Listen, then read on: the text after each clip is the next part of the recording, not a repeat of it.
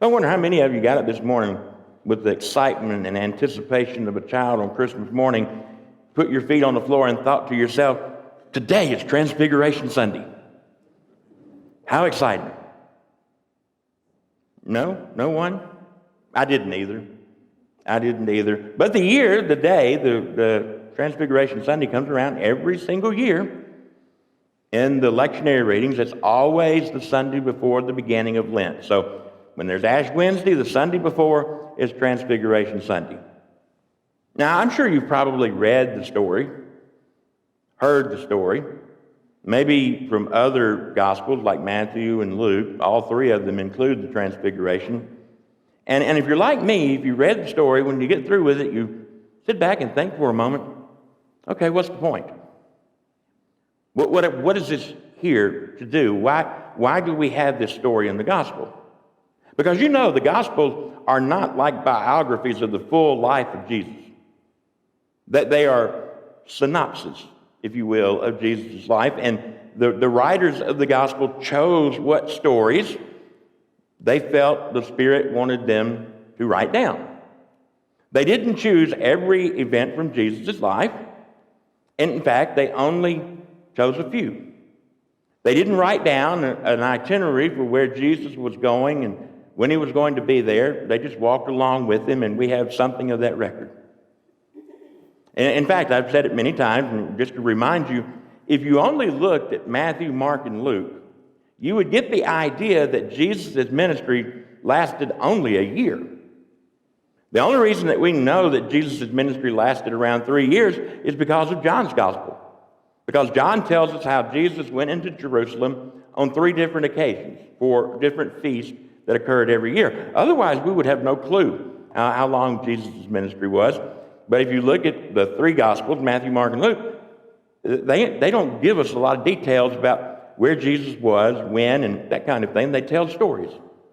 And I've contended for years that whenever you come across a miracle story where something big happens in the Gospels, it's not there because that's a big event or a big story, flashy. That's not the reason these stories are included. The stories where Jesus does something miraculous are included in the Gospels in order to teach the church something that we should learn from them. It's not about bragging on Jesus and his power. It's about rather looking at Jesus to see what he did and thereby taking away from that, what does he want us to do? And Transfiguration, I think, is really no different than any of the other stories where something big, flashy happened. The story is that Jesus and Peter, James, and John went up on a mountain, and Jesus was transfigured before them. The word there is metamorphosis. In other words, Jesus changed from one thing into something else. It wasn't just a change in appearance. Any of us can change our appearance. Some of us can't improve it, but we can still change it. We can do that, but we can't become from one thing, or we can't go from being one thing, a human being, into some other kind of being. We can't make that kind of jump like happens in nature. We're always going to be human. So whenever something like the Transfiguration happens, I think there's a lesson that we need to pull away from it. So let's think about it for a few minutes. First, you can rack your brain all you want to, and you're never going to figure out exactly what happened. There's no way that we will ever know exactly what Peter, James, and John witnessed and what Jesus experienced.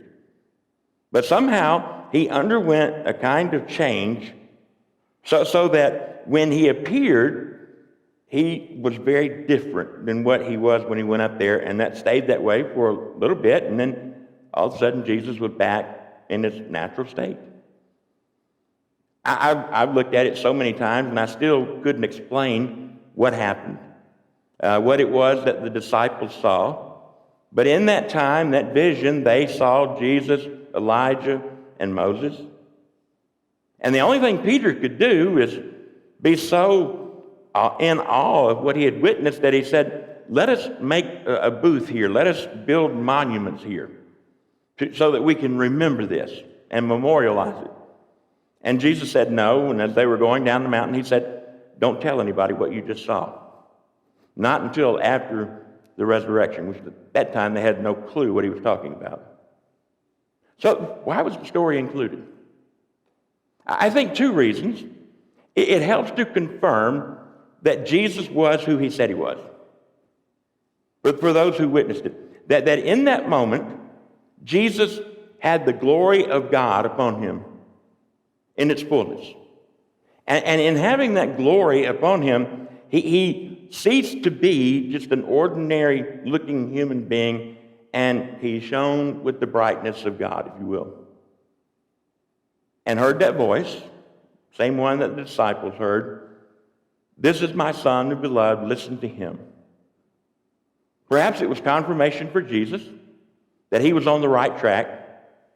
And for the disciples, it was confirmation that Jesus was who he said he was.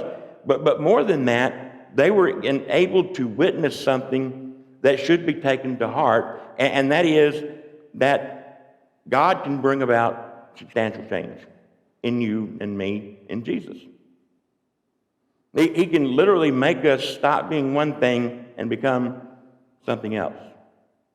Now the disciples, they focused like they usually do on the wrong angle, if you will. They saw only the external thing that was happening, only the big, flashy event kind of thing that was going on, and didn't take anything away as to what might this mean for me? What am I to get out of this? Well, that's a story I hope that you and I can focus on, that we're supposed to try to figure out, what are we going to get from this? How does this help us as Christians? It's not simply that it's a big, flashy miracle story. It is rather a foretaste, if you will, that happened in Jesus that should be happening in you and in me, and one day will happen in completeness. And that is, rather than focus on the external thing, focus upon its meaning. That by the grace of God, Jesus was momentarily given the fullness of God's glory for everyone to see who saw it. And in the same way that God's grace was able to transform Jesus, that same grace is able to transform us, if we don't focus on the externals, but rather upon the meaning. What did it mean for the disciples? What does it mean for you and me? Very simply, you see the fullness of the gospel in this story given to us as an example of what is supposed to happen to us in our Christian life. We are to cease being one way and become something different. Wesley called that sanctification. It's a lifelong process.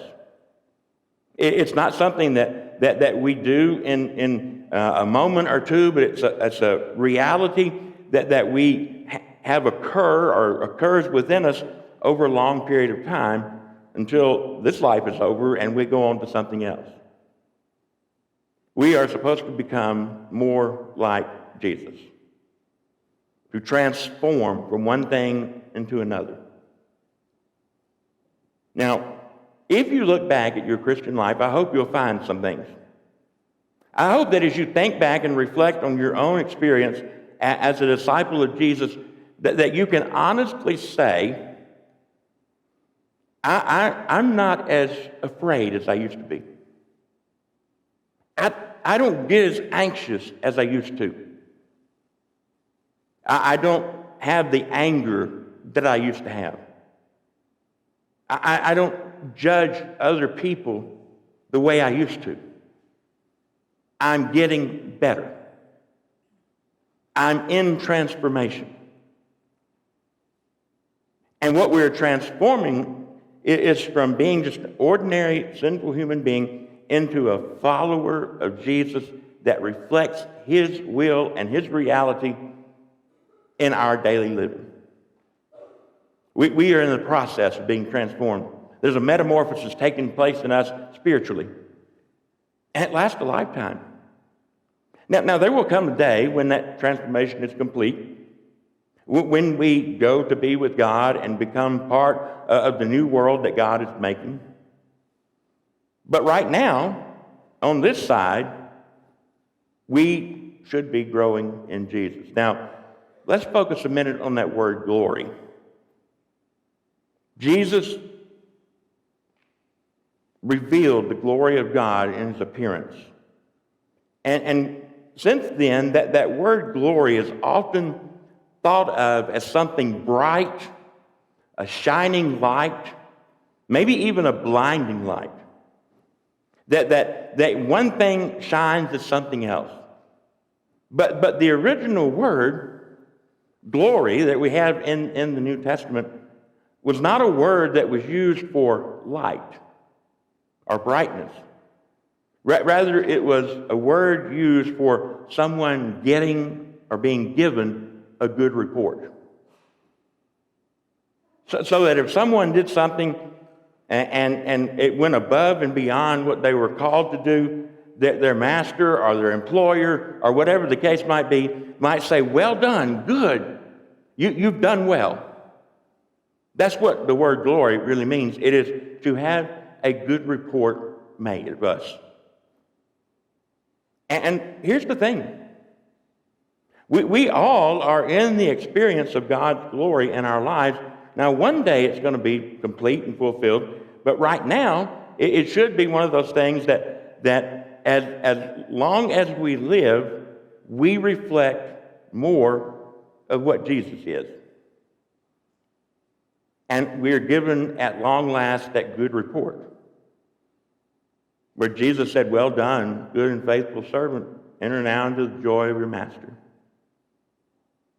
But the truth is, even though we're talking about internal changes, that glory that we have is something that we can use to change us completely. Now, if we are, as Christians, in the process of metamorphosis, if we're in the process of transfiguration, transformation, as I said a few moments ago, if you look back where you were and discover that you're not in the same place today that you were 10 years ago, you're changing from the inside out. And when we make that transformation, not only are we giving up things like fear and anxiety and worry and all of those things, but we're taking other things on, like being able to become more loving. Loving those that are different, loving those that need love, caring about them, spreading the gospel, sharing it with them, praying for them, all of those things and more. Very simply, we are being transfigured on the inside by God's grace. Are you becoming? Are you transforming into that new person that Jesus wants you to be? Where we can love like he loved, care like he cared, be merciful like he was merciful. That's where we're supposed to be going. Where are you in your faith life? Where are you in this transformation? It's a good question all of us should ask ourselves as we prepare to begin the Lenten season. In the name of the Father, Son, and Holy Spirit, amen.